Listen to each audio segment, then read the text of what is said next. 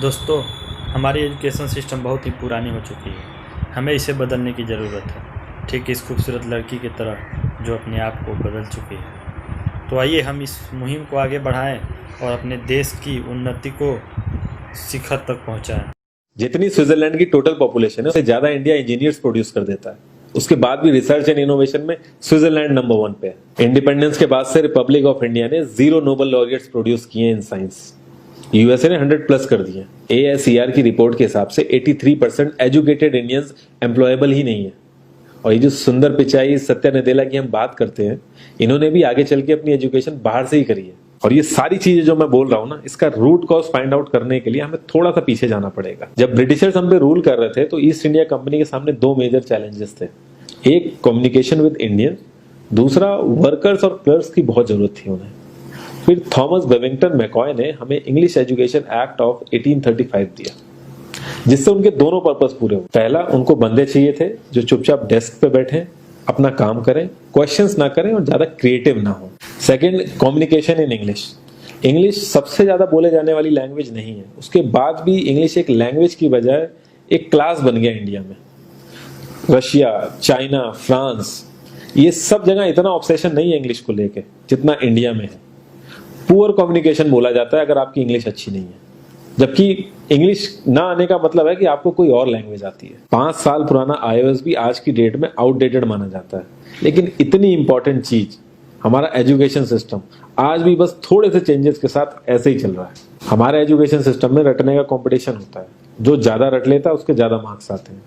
अब 95% जिसके संस्कृत में आए हैं वो भी संस्कृत नहीं बोल पा रहा है। और बेसिक हिस्ट्री होने की बजाय इतनी मोटी मोटी किताबें हैं हिस्ट्री की जिसका कोई मतलब नहीं है। अगर आज की डेट में आपको कुछ भी पता करना, आप गूगल से पता कर लोगे। उसके लिए आपको याद करने की जरूरत नहीं है इतना कुछ। और ये गवर्नमेंट स्कूल में हर क्लास में इंग्लिश का सब्जेक्ट है। 12-12 साल लगाने के बाद भी लोग इंग्लिश नहीं बोल पा रहे हैं। और बिना किसी बुक को पढ़े 5 साल का बच्चा सीख लेता है, क्योंकि उसको वैसा एनवायरमेंट मिल जाता है। A+B का whole square is equal to A² + B² + 2AB। इसका रियल लाइफ में क्या यूज है किसी को नहीं पता, न प्रिंसिपल, न टीचर, न बच्चे, बस पढ़ाई चले जा रहे हैं। हो सकता है इसका कुछ मतलब हो, लेकिन आप ट्राई करके देख लेना, किसी को नहीं पता।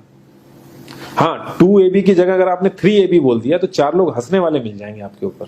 किंडरगार्टन में जो बच्चों को सिखाने के लिए टेक्निक यूज होती है वो लाख गुना अच्छी है कॉलेज की वो रटने वाली टेक्निक से। और जिन बच्चों के बहुत ज्यादा नंबर आते हैं ना, जो वो छुपा छुपा के एग्जाम में लिखते हैं, आप देखोगे जब वो रियल लाइफ में जाते हैं ना तो ज्यादातर क्रम्बल करते हैं वो। हर किसी को सेम सिलेबस और सेम चीज सिखाई जाती है बिना उसकी कैपेबिलिटी देखे। और क्रिएटिविटी का तो दूर दूर तक मतलब नहीं होता।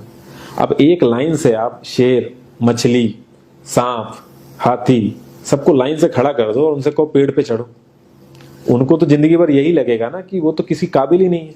और द्रोणाचार्य ने भी पांडवों को उनकी स्किल सेट के हिसाब से उनको चीजें सिखाई, सबको एक ही चीज नहीं सिखा दी। और हमारे एजुकेशन सिस्टम में ज्यादा ऑप्शंस भी नहीं है। सबसे ऊपर साइंस, फिर कॉमर्स, और सबसे नीचे जाके कहीं नंबर आता है आर्ट्स का।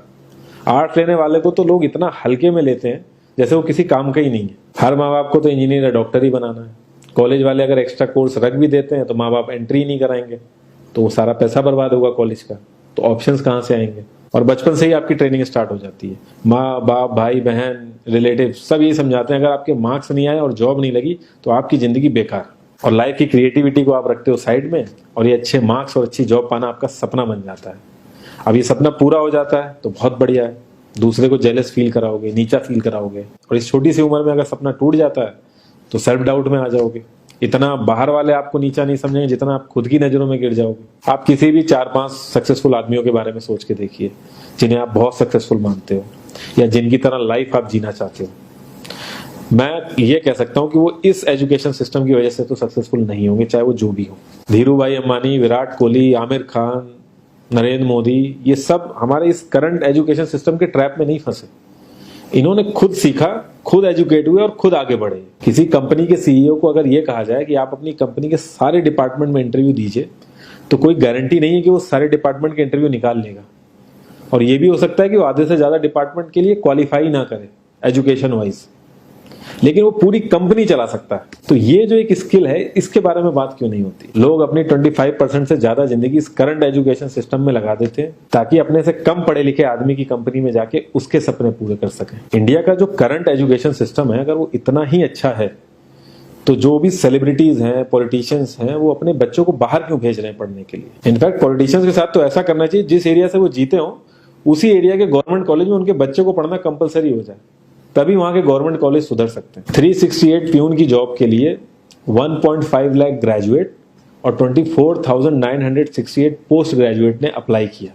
मैं IAS PCS की तो बात नहीं करता हूँ, वो तो एक पैशन की बात होती है, लेकिन कुछ लोग 5-5, 6-6 साल से तैयारी कर रहे हैं कि कोई भी गवर्नमेंट जॉब मिल जाए उन्हें। उनसे पूछोगे क्यों ऐसे इतने टाइम से लगे हुए हो, तो वो एक ही चीज बोलेंगे कि जॉब सिक्योर है।